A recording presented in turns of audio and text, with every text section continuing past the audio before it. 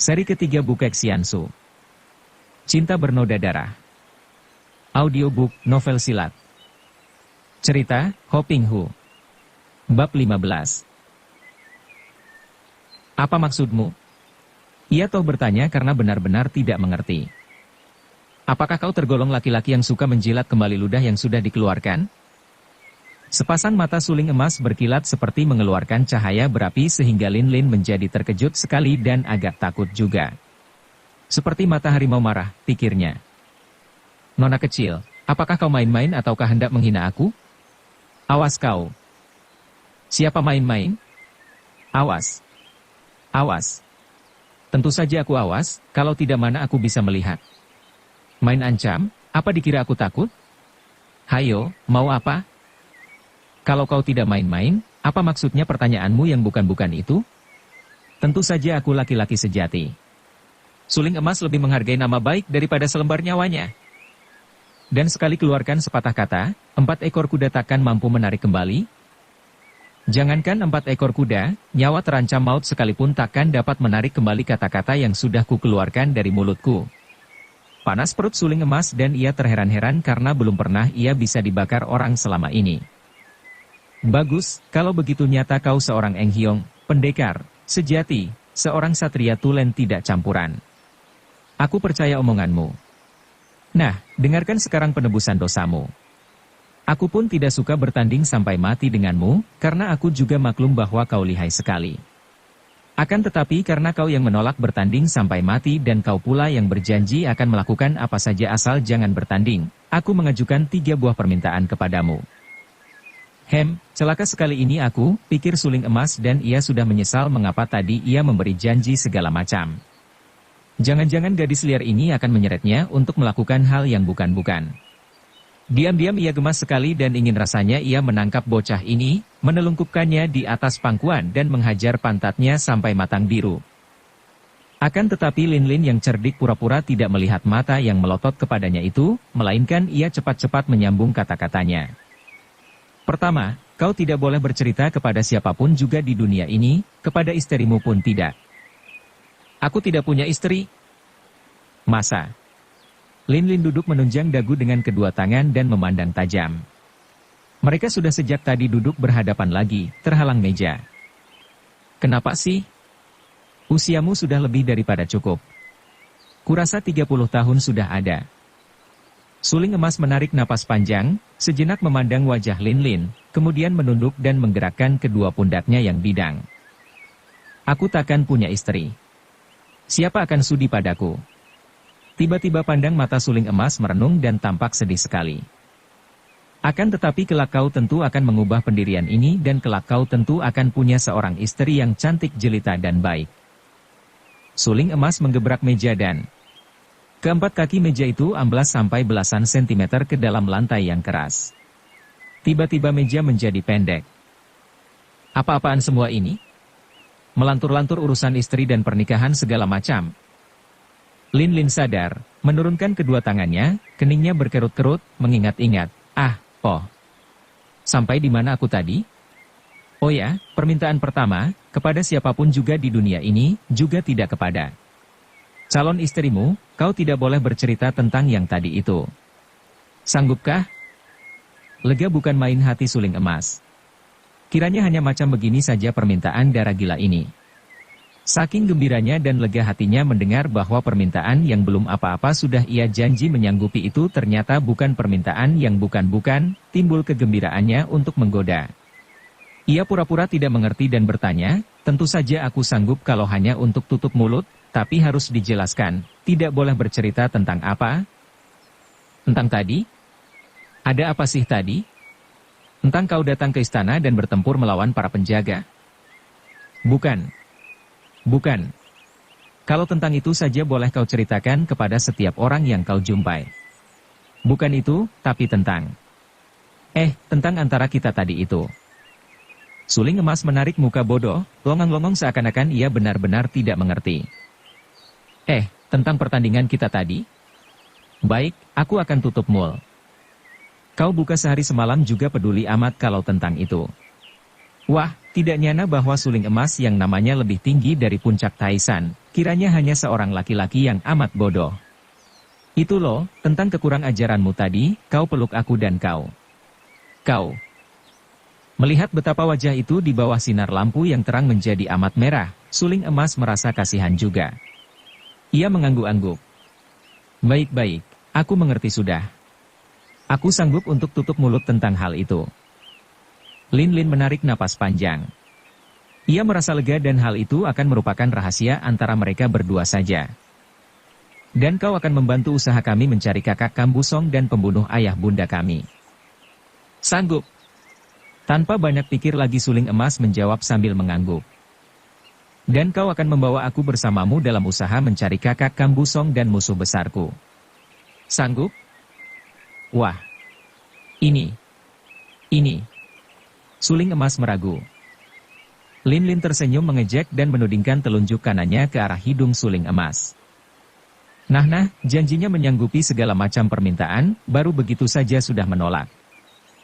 Menolak sih tidak, tapi mencari orang yang tidak tentu tempatnya, membutuhkan waktu yang tidak dapat diduga berapa lamanya.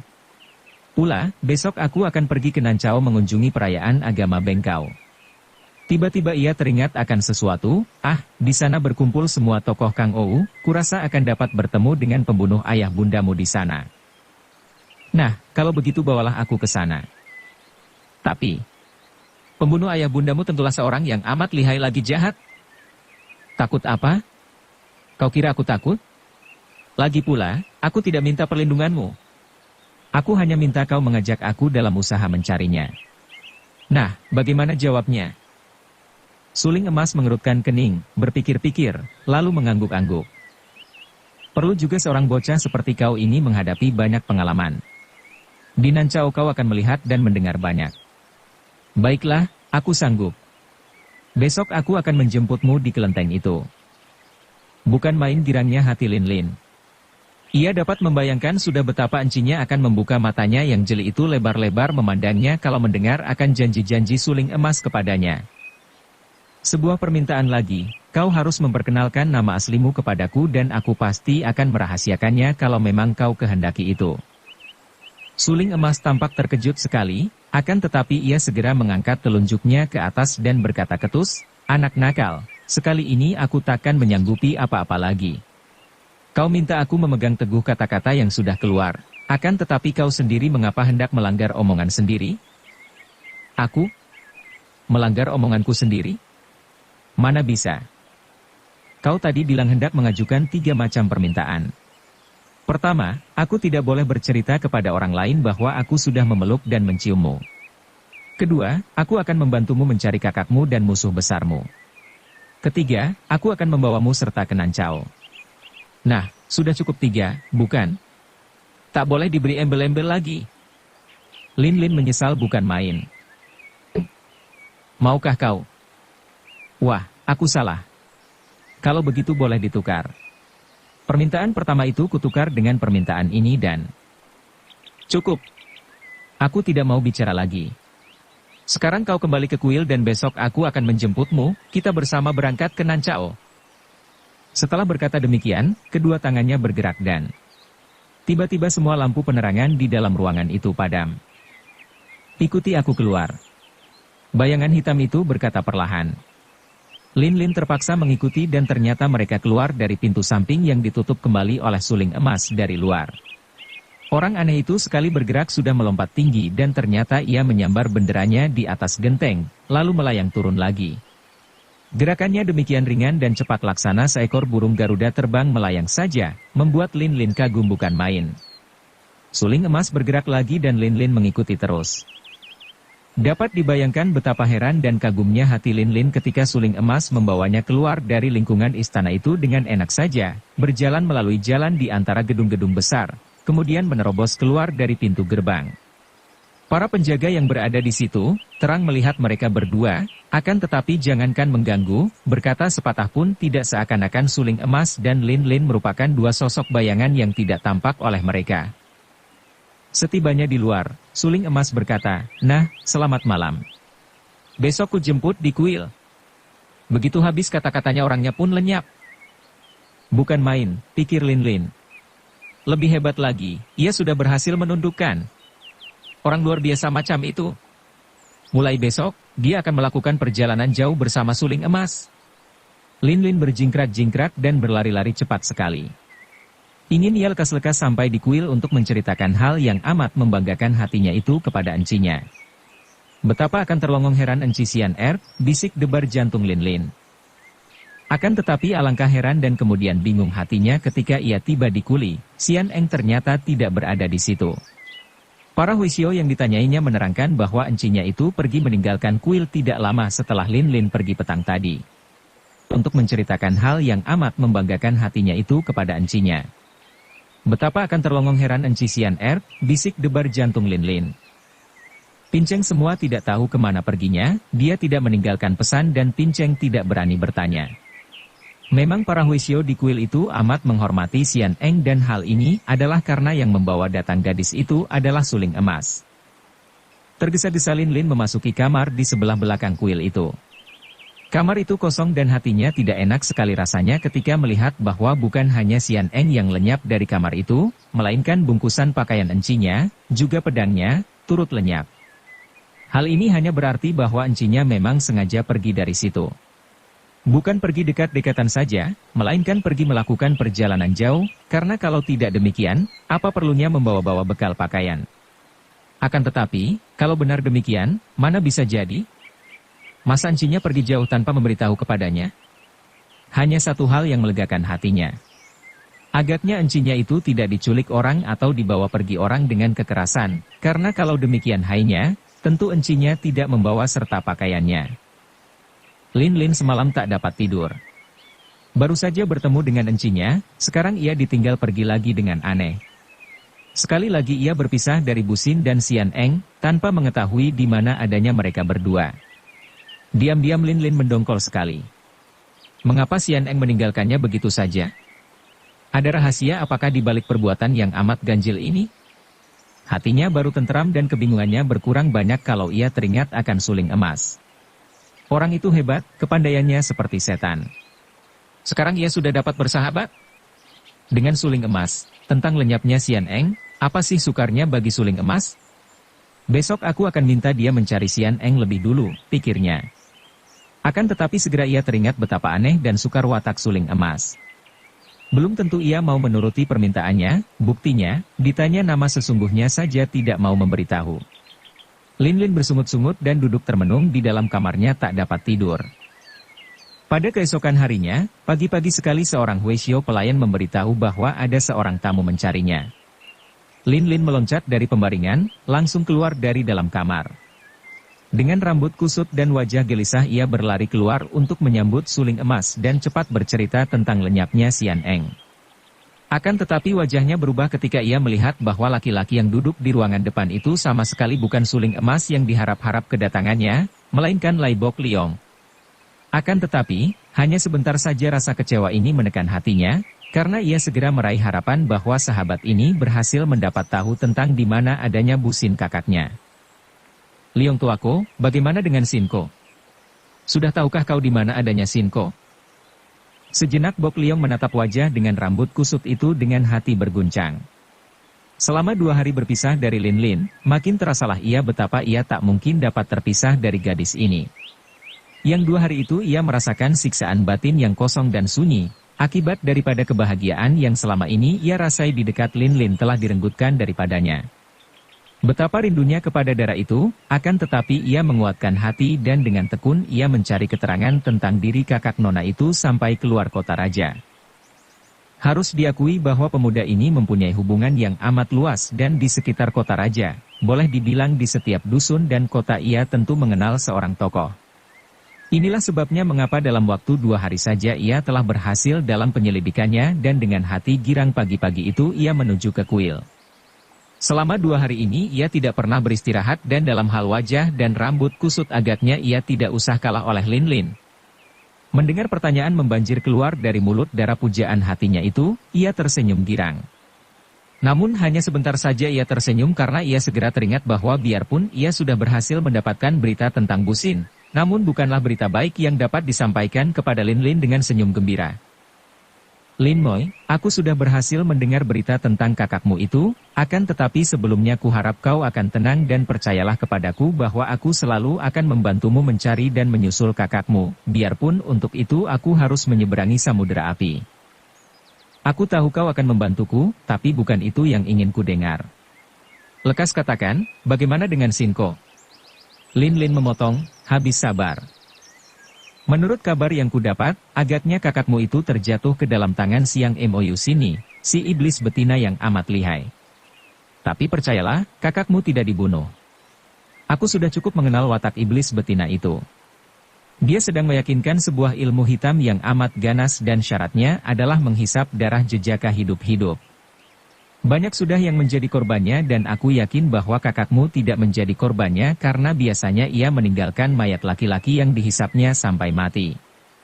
Kakakmu lenyap dan jejaknya menyatakan bahwa dia dijadikan tawanan Siang Mou sini. Menurut keterangan yang kukumpulkan, aku tahu bahwa iblis itu pergi ke Nancao untuk menghadiri perayaan agama Bengkau. Maka, tenanglah dan mari kau ikut denganku ke Nancao, kita kejar siluman itu dan dengan tenaga kita berdua, kiraku kita akan dapat merampas kembali kakakmu. Mendengar cerita Bok Liong, Lin Lin terkejut sekali. Akan tetapi otaknya bekerja dan ia segera menjawab, Liong tuaku, kau benar-benar baik sekali. Terima kasih atas pertolonganmu. Karena sudah jelas bahwa Sinko ditawan Siang Mou sini dan dibawa ke Nancao, biarlah aku sendiri yang akan mengejar iblis itu dan merampas Sinko. Wah, kau tidak tahu. Siang Mou sini adalah seorang di antara Tian Te Liok Koai, seorang di antara 6 iblis yang kepandaiannya luar biasa sekali, tidak di sebelah bawah tingkat Itgan Kaaiong. Apakah lebih sakti daripada suling emas? Tanya Lin Lin dengan sikap dingin, seakan-akan ucapan Bok Liong tadi bukan apa-apa. Baginya. Kalau dengan dia, sukar dikatakan. Nah, menghadapi suling emas saja aku tidak takut. Apalagi segala macam manusia iblis seperti Siang Mou sini? Liong tuaku, harap kau jangan banyak membantah. Bukankah kau sudah bilang bahwa kau suka sekali membantu dan menolongku? Tentu saja. Karena itulah aku akan mengantarmu mengejarnya. Tidak, tuaku. Kau tidak tahu. Kita membagi tugas sekarang. Ketahuilah bahwa Enci Sian Eng juga lenyap. Baru malam tadi ia lenyap. Apa? Bok Liong berseru kaget dan memandang dengan mata terbelalak, lalu menggaruk-garuk belakang telinga yang tidak gatal. Benar-benar 3 saudara ini orang-orang yang aneh sekali, selalu lenyap seperti barang kecil berharga saja. Apakah mereka itu tidak mampu menjaga diri sendiri sehingga mudah hilang? Karena itulah, tuaku. Aku minta bantuanmu sekarang, ku minta sungguh-sungguh agar supaya kau suka mencari jejak Enci Sian Eng. Kalau kau sudah dapat menemukannya dan dia dalam keadaan selamat, barulah kau boleh menyusulku. Aku akan mengejar jejak Sinko yang diculik iblis betina itu. Sebenarnya Bok Liong kecewa sekali, akan tetapi tentu saja ia tidak dapat menolak, apalagi darah pujaan hatinya itu mengajukan permintaan dengan suara penuh permohonan dan sinar mata mengharap. Baiklah. Aku akan cepat mencari dan menemukannya, kemudian aku akan menyusulmu ke Nancao. Kuharap saja kau tidak akan berjumpa dengan Siang Mou sini sebelum aku berada di dekatmu untuk membantu. Bok Liong berpamit dan keluar dari situ, akan tetapi sampai di pintu ia menengok dan suaranya menggetar ketika ia berkata, Lin Moi, kau melakukan perjalanan seorang diri mengejar orang sejahat iblis. Kau berhati-hatilah, jaga dirimu baik-baik. Lin Lin tersenyum. Ia menganggap pemuda ini baik sekali kepadanya, seperti kakak sendiri. Tentu saja ia tidak dapat menduga bahwa suara tadi keluar dari lubuk hati dan mengandung rasa kasih yang besar dan mendalam. Oh ya, tuaku, kau lupa. Kalau kau bertemu dengan Enci Sian Eng, kau harus ajak dia sekalian menyusulku. Sekali lagi terima kasih, Liong tuaku. Kau seorang yang amat baik dan aku takkan melupakan budimu. Tentu saja hati Bok Liong menjadi girang bukan main. Darah pujaannya itu takkan melupakan budinya. Bukankah ini merupakan sebuah janji tersembunyi? Sama sekali pemuda yang jujur ini tidak tahu bahwa di dalam hati Lin Lin, gadis ini mengharapkan terangkapnya hati encinya dengan pemuda yang amat baik dan gagah ini. Baru saja Bok Liong pergi, terdengar suara, dia telah bersikap baik sekali, tapi yang dibaiki tidak tahu diri. Lin Lin cepat menengok dan Suling emas telah berdiri di situ. Seketika kegelisahan yang membayangi wajah cantik itu lenyap terganti cahaya berseri pada matanya dan warna merah pada kedua pipinya. Apa kau bilang? Liong Tuaku memang baik sekali orangnya dan siapa bilang aku tidak tahu diri? Suling emas menarik napas panjang, menyembunyikan gelora dadanya yang aneh sekali baginya. Mengapa melihat wajah gadis cilik ini di waktu pagi, mengingatkan ia akan setangkai bunga mawar dalam hutan yang masih basah oleh embun pagi dan yang selalu mendatangkan rasa aman tenteram di hatinya? Lalu katanya acuh tak acuh agar gelora hatinya terselimut, dia cinta padamu dan menghendaki kau pergi bersamanya. Ah, kau suka menyiksa hati orang. Sepasang pipi itu menjadi makin merah dan jantung Lin Lin berdebar. Seperti dibuka kedua matanya oleh ucapan suling emas ini. Lai Bok Liong mencintanya. Ucapan tentang cinta ini membuat ia memandang suling emas lebih teliti lagi, karena perasaan wanitanya membuka rahasia hatinya sendiri. Bok Liong boleh 1000 kali mencintanya, akan tetapi ia hanya dapat mencinta seorang saja, yaitu suling emas. Lin Lin terkejut dan sekuat tenaga batinnya menolak perasaan ini, membantah, namun ia hanya berhasil melawannya pada lahirnya belaka. Adapun hatinya makin erat terpikat dan terikat, makin hebat terlihat jaring cinta kasih. Siapa peduli tentang cinta? Bagaimana kau menuduh secara buta tuli bahwa aku menyiksa hati orang? Hanya Liong Tuaku yang kupercaya penuh untuk mencari Enci Sian Eng yang lenyap. Lenyap. Suling emas memandang tajam. Kau tidak tahu. Enci Eng pergi tanpa pamit, entah kemana. Pakaian dan pedangnya dibawa, tentu pergi jauh. Aku minta tolong kepada Liong Tuaku untuk pergi mencarinya karena aku sendiri hendak pergi mengejar jejak Bu Sin Koko yang diculik oleh Siang Mou Sini. Apa? Kali ini suling emas mengerutkan keningnya, dari mana kau tahu? Liong Tuaku memang baik dan hebat. Lin Lin sengaja memuji-muji di depan suling emas. Dalam 2 hari saja ia berhasil mendapat keterangan bahwa Sinko telah dibawa pergi oleh seorang iblis betina berjuluk Siang Mou Sini dan dibawa ke Nancao. Karena itu, kebetulan sekali bahwa kita pun akan pergi ke Nancao sehingga kita dapat mengejar iblis itu dan sekalian mencari tahu tentang kakak Busong dan musuh besarku. Wajah suling emas kelihatan serius sekali. Wah, kau canggung benar. Repot aku kau sebut nona-nona segala macam. Sebut saja namaku, kau kan sudah tahu namaku? Aku sendiri karena tidak tahu siapa namamu, akan menyebut kau suling emas begitu saja, atau si suling saja karena kau memang tinggi janggung seperti suling. Kembali sepasang mata itu berkilat dan untuk beberapa detik wajah yang serius itu berseri. Akan tetapi hanya sebentar dan kembali wajahnya muram. Lin Lin, kali ini kau jangan main-main. Kau tidak tahu, tidak mengenal Siang Mou Sini. Dia benar-benar iblis yang jahat, malah dia seorang di antara Tian Te Liok Koai. Kakakmu terjatuh di dalam tangannya, berbahaya sekali. Maka kita harus lekas mengejarnya. Hayo kita berangkat. Nanti dulu, aku belum berganti pakaian dan cuci muka. Bersisir. Apa kau kira kita akan pergi ke pesta? Begitu saja sudah cukup ambil bekalmu dan kita berangkat? Tapi... Lin Lin tak dapat melanjutkan kata-katanya karena suling emas sudah memutar tubuh dan keluar dari kuil itu. Terpaksa ia tergesa-gesa memasuki kamarnya, menyambar buntalan pakaian yang sudah ia persiapkan, membawa pedangnya dan berjalan cepat keluar. Ia berpamit kepada pimpinan kuil sambil menghaturkan terima kasih, kemudian ia berlari keluar.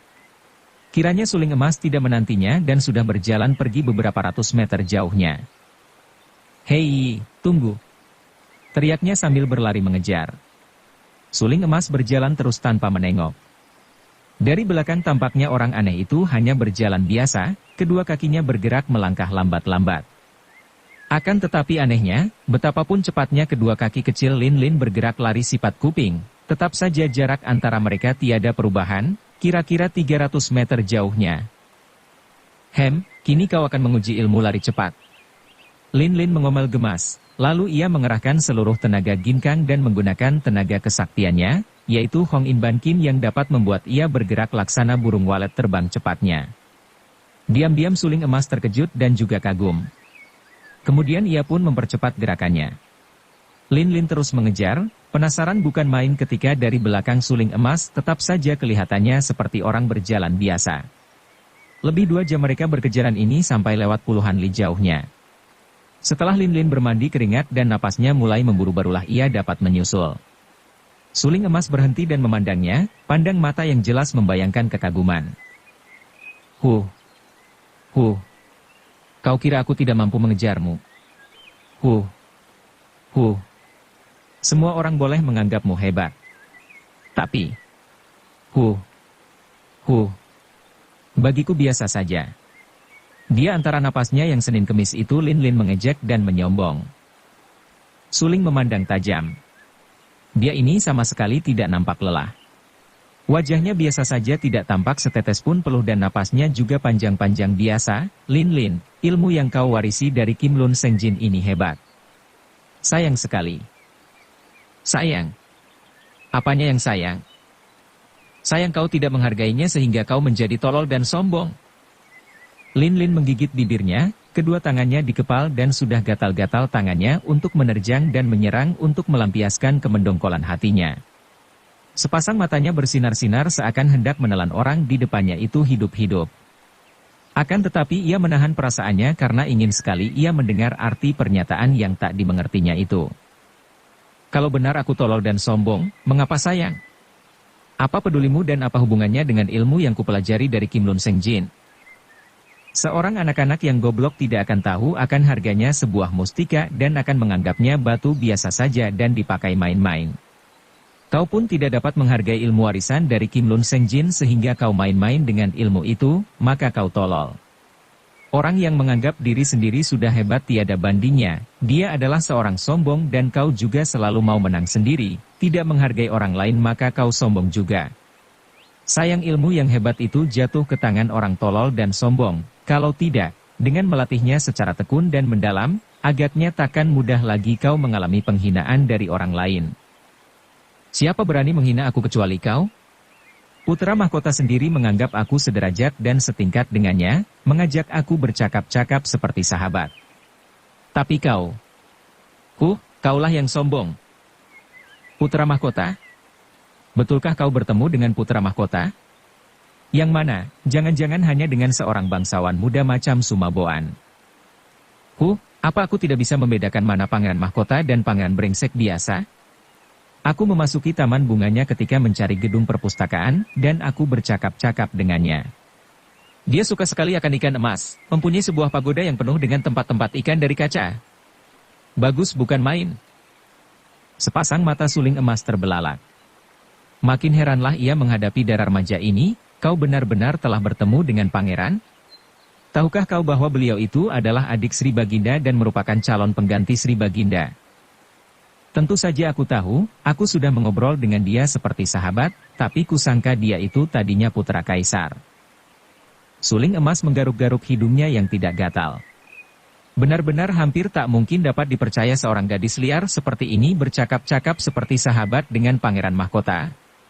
Akan tetapi ia, biarpun belum lama bertemu dengan Lin Lin, sudah dapat merasa yakin bahwa bocah seperti ini tidak bicara bohong, dan percaya pula bahwa di depan pangeran mahkota, malah di depan kaisar sendiri agaknya tidak mau bersikap merendah dan menganggap mereka itu orang-orang biasa seperti dia.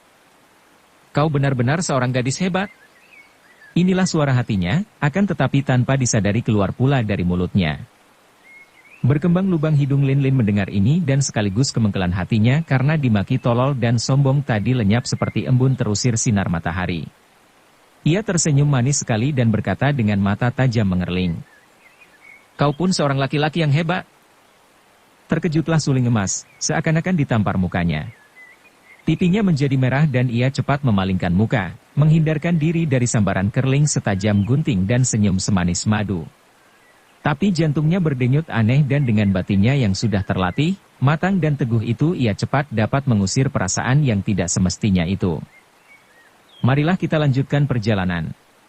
Perjalanan ini masih jauh, di samping itu, kita harus berusaha menyusul Siang MOU sini, kalau saja belum terlambat. Ucapan ini sekaligus menyadarkan Lin Lin yang tadinya terayun kebungahan hati yang ditimbulkan oleh pujian Suling emas yang mengatakan dia gadis hebat. Apakah kau anggap Bu Sin Koko berada dalam bahaya? Sukar dikatakan. Akan tetapi yang jelas, Siang Emoyu sini adalah seorang wanita yang kejam seperti iblis. Akan kubunuh dia. Kalau Sinko dia ganggu, akan kubunuh dia. Lin Lin berteriak marah dengan semangat menggelora. Biarpun diam-diam Suling Emas menganggap pernyataan ini amat menggelikan mengingat lihainya Siang Emoyu sini dan mentahnya Lin Lin. Namun ia maklum bahwa pernyataan ini terdorong oleh keberanian yang luar biasa. Ia percaya bahwa Lin Lin pasti akan membuktikan ancamannya, biarpun untuk itu harus berkorban nyawa. Ia sudah menyaksikan ketabahan hati Sian Eng ketika dikubur hidup-hidup oleh Hek Giam Lo, akan tetapi agaknya adiknya ini lebih tabah dan berani lagi, mendekati nekat. Kita lihat saja nanti, mudah-mudahan kakakmu masih selamat. Mari. Tanpa mengenal kasihan Suling Emas mengajak Lin Lin berlari lagi cepat-cepat. Agaknya ia tidak peduli bahwa gadis itu sudah kelihatan amat telah. Lin Lin juga tidak sudi menyerah mentah-mentah, malu untuk mengaku bahwa ia lelah dan kehabisan napas tadi. Kini, setelah lelahnya berkurang karena sudah mengaso, ia mengerahkan Hong In Ban Kin lagi dan berlari secepat terbang. Ia sama sekali tidak sadar bahwa perbuatan Suling Emas ini sama sekali bukan karena kejam, melainkan karena disengaja, yaitu bahwa orang sakti itu hendak memaksa ia melatih Hong In Ban Kin tanpa sengaja. Dengan berlari-lari seperti itu, perjalanan dilakukan cepat sekali.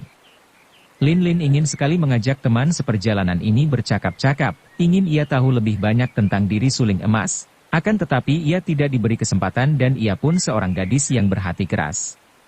Malu dan pantang mundur, dengan nekat ia berlari terus mengimbangi kecepatan Suling Emas.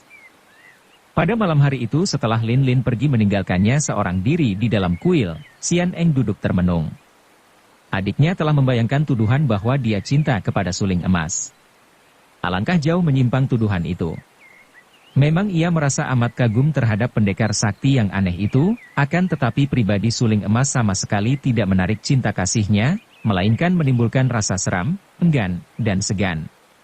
Berpikir tentang cinta kasih dan pria mana yang menarik hatinya, Sian Eng termenung dan terkenang kepada Sumaboan.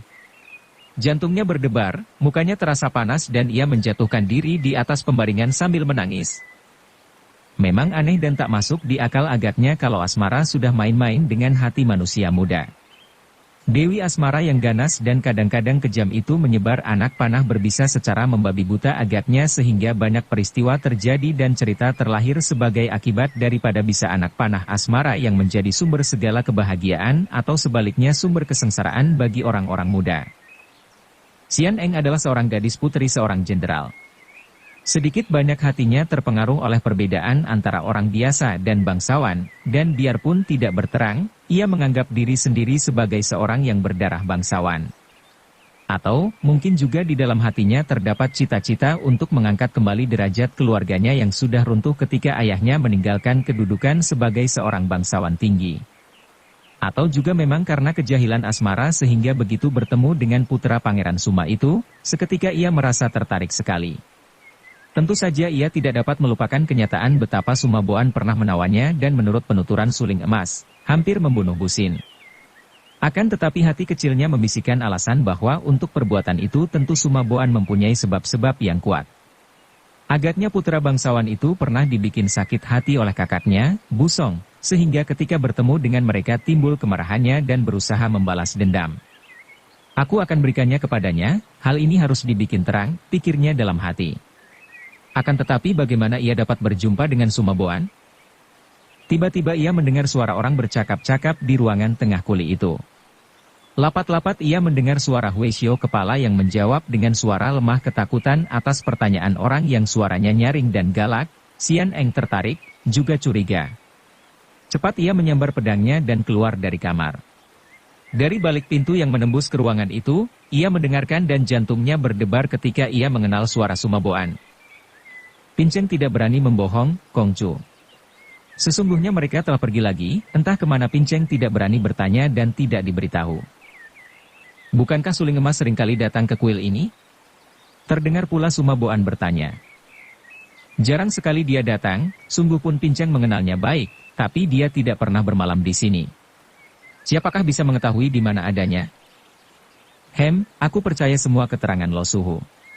Akan tetapi ketahuilah dua orang yang kucari itu adalah orang-orang berbahaya yang belum lama ini mengacau rumahku, maka terpaksa aku akan melakukan penggeledahan, siapa tahu mereka itu sudah kembali lagi ke dalam kuil tanpa setahu Lo Suhu. Mendengar ini Sian Eng terkejut dan tak terasa lagi ia bergerak. Suara kakinya cukup bagi pendengaran Sumaboan yang tajam. Pemuda bangsawan ini melompat, mendorong daun pintu dan ia berhadapan dengan Sian Eng. Dengan kedua alis terangkat Sumaboan berseru, kau di sini pula. Lalu ia melanjutkan kata-katanya dengan nada girang. Syukur kau telah bebas dari cengkraman iblis Hek Giam Lo, Nona. Merah muka Sian Eng. Ia balas memandang, lalu menjawab marah. Karena gara-gara kau menawanku, maka aku terjatuh ke tangan Hek Giam Lo. Baiknya ada dia yang menolongku dan membawaku ke kuil ini. Suling emas? Kau ditolong olehnya. Siapa lagi kalau bukan dia yang menolongku? Sumakongcu, kami dulu itu dengan maksud baik datang kepadamu untuk bertanya tentang kakakku yang hilang. Mengapa kau lalu menawanku dan hampir membunuh kakakku Busin? Mengapa kau membenci kakakku Kambusong yang lenyap? Permusuhan apakah yang membuat kau membencinya? Sumaboan tersenyum, lalu menoleh kepada Huisyo kepala dan menjura. Maaf, Lo Suhu, bahwa aku tadi menaruh curiga kepadamu. Kiranya semua ceritamu benar belaka dan kedua orang muda itu tidak berada di sini. Akan tetapi siapa kira, aku bertemu dengan nona kenalanku ini. Harap kau orang tua suka memberi kesempatan kami bicara berdua saja. Huisyo tua itu mengangguk dan mengundurkan diri dengan sikap tenang dan sabar. Sumaboan lalu menghadapi Sian Eng. Pemuda yang sudah banyak pengalamannya dengan wanita ini sekali pandang saja dapat menjenguk isi hati Sian Eng, bahwa sedikitnya gadis ini tidak marah dan tidak benci kepadanya. Dan memang ia pernah amat tertarik hatinya oleh gadis ini, maka pertemuan yang tak sengaja dan tak tersangka-sangka ini tentu saja mendatangkan rasa girang di hatinya. Tadi ia menyelidik tentang pemuda dan pemudi yang mengacau rumahnya dan yang jejaknya menuju ke kuil ini. Ia telah menyiapkan orang-orangnya di sekeliling kuil. Bahkan Tok Sim Lotong, seorang tokoh Kang Ou sahabat baik Itgan Kaiong, sudah datang pula dan kini ikut menjaga di luar kuil untuk menghadapi dua orang muda yang amat lihai itu, juga kalau sekiranya perlu, menghadapi suling emas. Siapa lagi kalau bukan dia yang menolongku? Sumakongcu, kami dulu itu dengan maksud baik datang kepadamu untuk bertanya tentang kakakku yang hilang. Mengapa kau lalu menawanku dan hampir membunuh kakakku Busin? Mengapa? Sumaboan maklum bahwa suling emas takkan mau mengganggunya, hal ini ada rahasianya, akan tetapi dia sendiri selalu berusaha untuk menangkap dan kalau mungkin membunuh orang yang amat dibencinya itu. Karena adanya Tok Sim Lotong inilah maka Sumaboan berbesar hati dan berani memasuki kuil di kota raja. Sahabat suhunya yang berjuluk Tok Sim Lotong, anak tua berhati racun, memiliki kepandaian yang amat tinggi, jauh lebih tinggi daripada kepandaiannya sendiri. Aku bukan Shiliu, melainkan Shikam. Bantah Sian Eng. Lo, dahulu kau dan kakakmu mengaku sebagai adik-adik dari Liu Busong. Mengertilah sekarang Sian Eng mengapa tadi pemuda bangsawan ini menyebutnya Nona Liu. Ia tersenyum manis dan hati Sumaboan makin berdebar. Tak salah lagi, bocah ini bukan saja tidak membenciku, malah agaknya. Ah, manis sekali wajah itu. Sesungguhnya dia kakakku, kakak sulung. Akan tetapi bukan aku yang berganti nama keturunan, melainkan dia. Sebetulnya dia bernama Kambusong. Sumakongcu, kau agaknya kenal baik dengan kakakku, bolehkah aku mendengar di mana adanya kakak Busong sekarang ini dan apakah urusannya maka kau agaknya bermusuhan dengan dia? Apakah kau betul-betul hendak bertemu dengan dia, Nona? Sayang bahwa pertemuan pertama antara kita ternoda oleh permusuhan sehingga aku khawatir kalau kau takkan dapat percaya kepadaku lagi. Suma Brian menarik napas panjang penuh penyesalan. Aku percaya kepadamu.